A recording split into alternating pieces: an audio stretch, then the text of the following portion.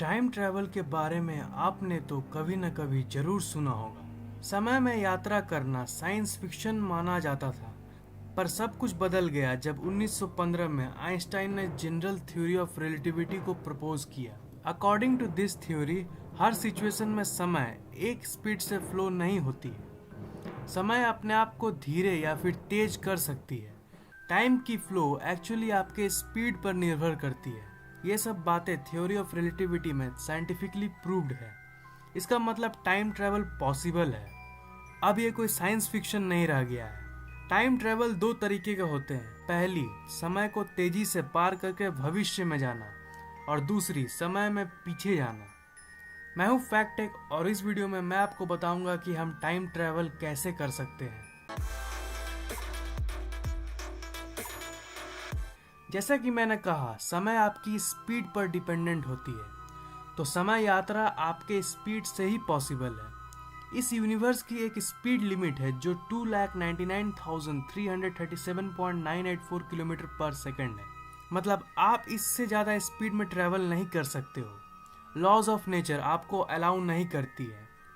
मान लीजिए कि हम लोगों ने एक बहुत ही एडवांस्ड स्पेसशिप बनाया जो लाइट की स्पीड के 99% स्पीड पे ट्रैवल कर सकती है। वो स्पेसशिप स्पीड लिमिट को तो नहीं तोड़ सकती, पर मान लीजिए कि वो स्पीड लिमिट के बहुत ही क्लोज पहुंच गई है, तो जानते हैं आप क्या होगा? उस स्पेसशिप की अंदर की स्पीड बाहर की दुनिया की कंपैरिजन में स्लो हो जाएगी। मान लीजिए आप उस स्पेसशिप में 1 जनवरी 2017 को बैठे और आपने 7 दिन तक ट्रैवल किया।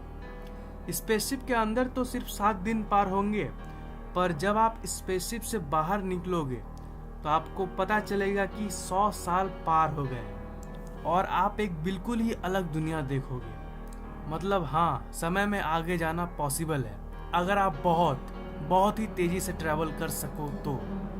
जहाँ तक समय में पीछे जाने की बात है, ये एक ही तरीके से पॉसिबल है, और वो है वर्म होल। वर्म होल एक पैसेज है जो 2 जगहों और 2 अलग अलग वक्त को जोड़ती है। आश्चर्यजनक बात यह है कि वर्म होल हमारे बीच ही मौजूद है, पर वो बहुत ही सूक्ष्म यानी छोटे लेवल पर एग्जिस्ट करती है। साइंटिस्ट का यह मानना है कि अगर हम किसी भी वर्म होल को कैप्चर करके मैग्नीफाई कर लें तो हम उसमें घुस के समय में पीछे जा सकते हैं। आज की टेक्नोलॉजी में ना उतनी रफ्तार वाली स्पेसशिप बनाना पॉसिबल है और ना ही वर्म होल को कैप्चर करने वाली मशीन बनाना पॉसिबल है, पर हम ये उम्मीद कर सकते हैं कि फ्यूचर में बेहतर टेक्नोलॉजी की मदद से हम ये सब पॉसिबल कर पाएं। अगर ये वीडियो पसंद आए तो लाइक कर दो, कमेंट और शेयर करना मत भूलना। और अगर आपने अभी तक फैक्ट टेक को सब्सक्राइब नहीं किया है तो आप सब्सक्राइब कर लो, क्योंकि मैं ऐसे इंटरेस्टिंग कंटेंट्स आपके लिए लाता रहूंगा। Thanks for watching, see you in the next video.